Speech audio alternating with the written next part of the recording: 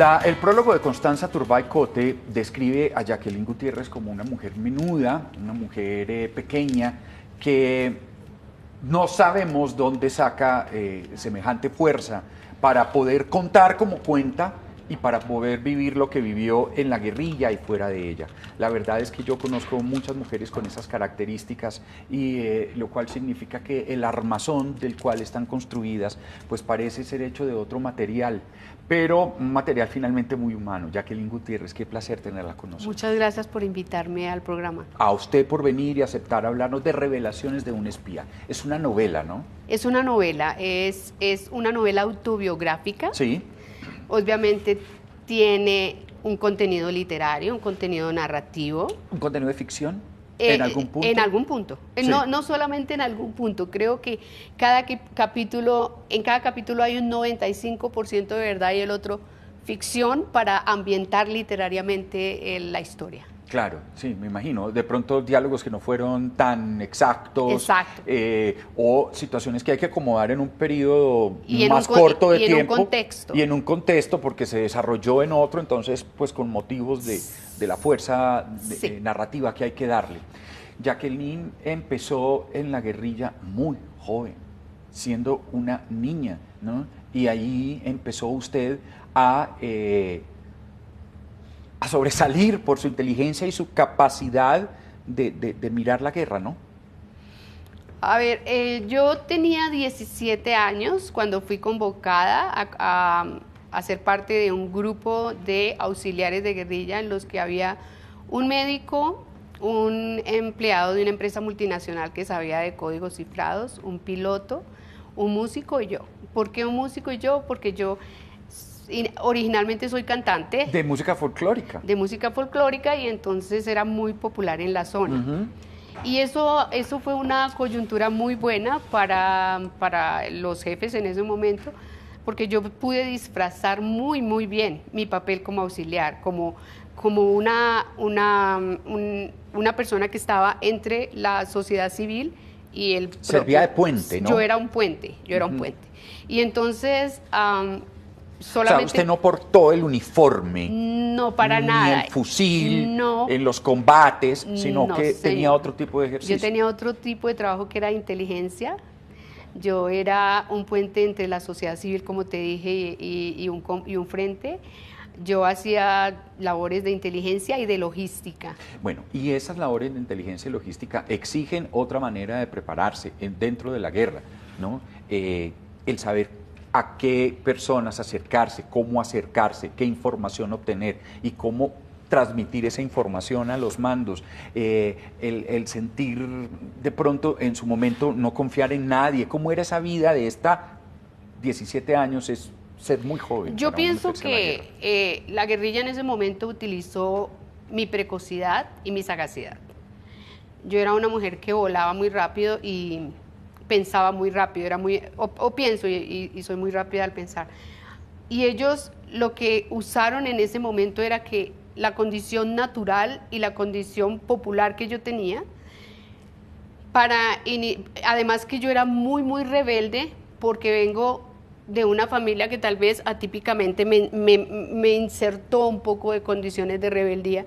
Y un adendo más es que yo leía a Kafka, yo leía a Nietzsche cuando tenía 13 y 14 años, y leí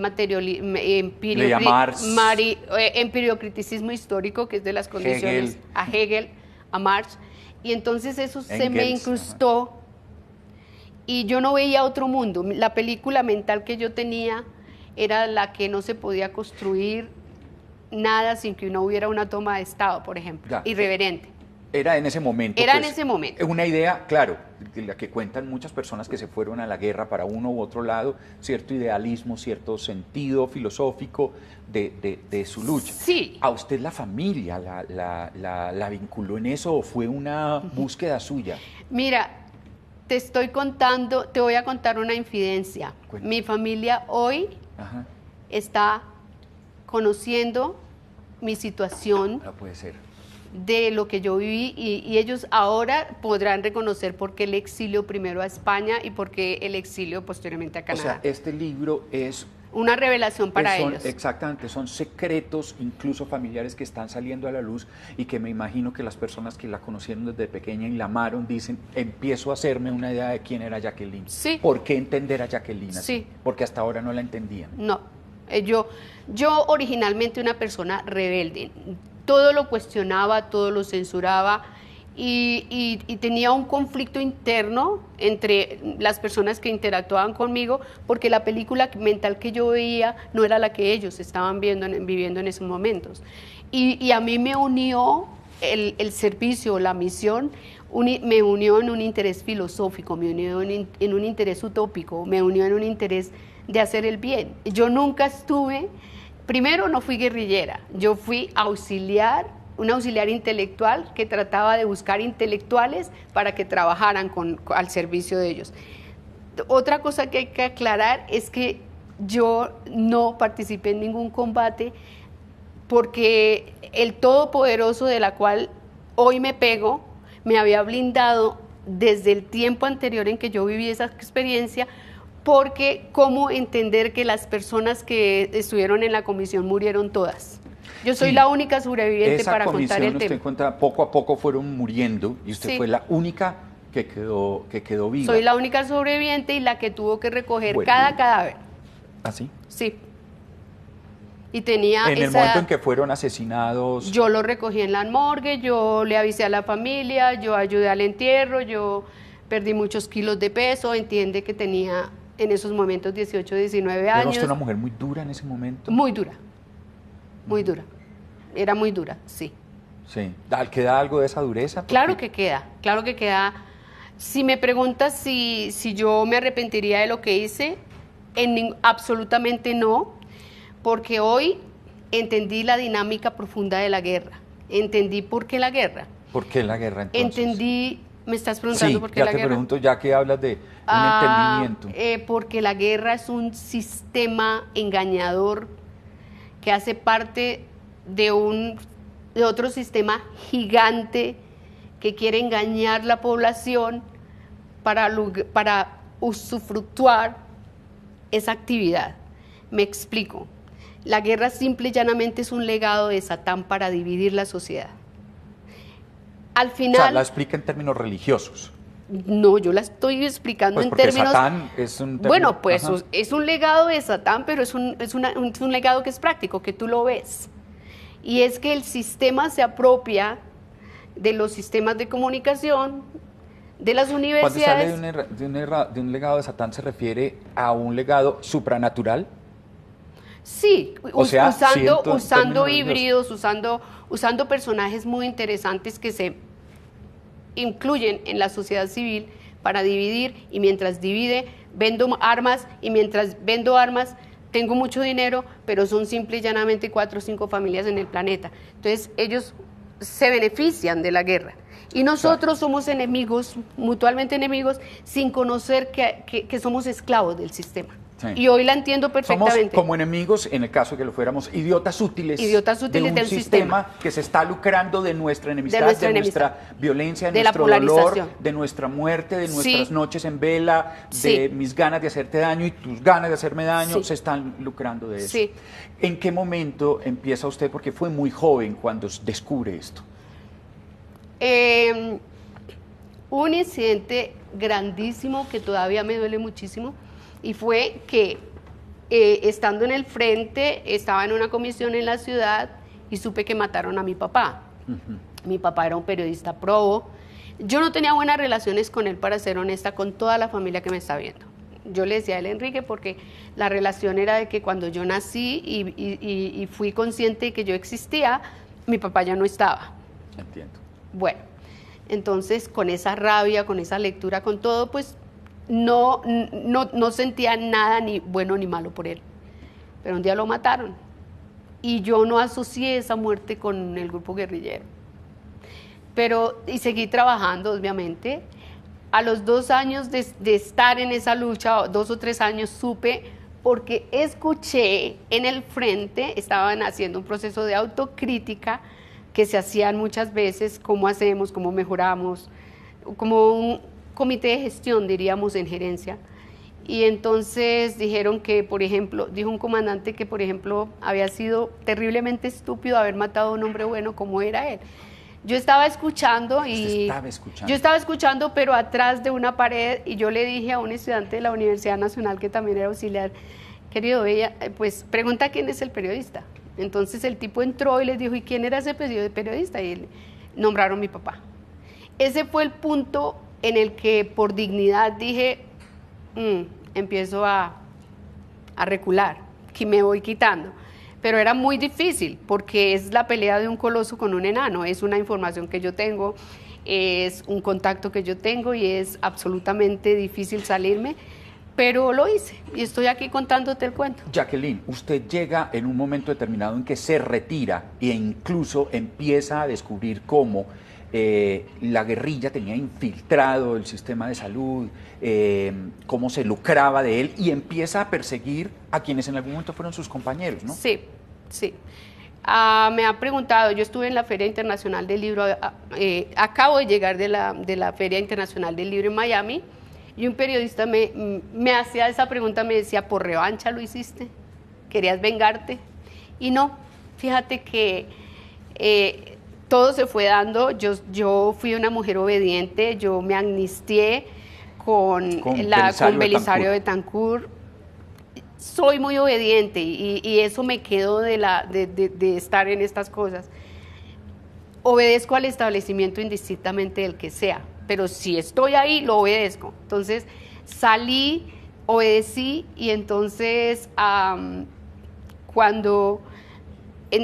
yo estaba en el exilio, sí, y fue muy difícil llegar a amnistiarme, porque si no el tránsito entre que soy ilegal o clandestina a llegar a ilegalizarme con la amnistía era un tránsito del que me podían detener y podía sufrir las consecuencias de haber querido ser obediente, pero no, gracias a Dios pude amnistiarme.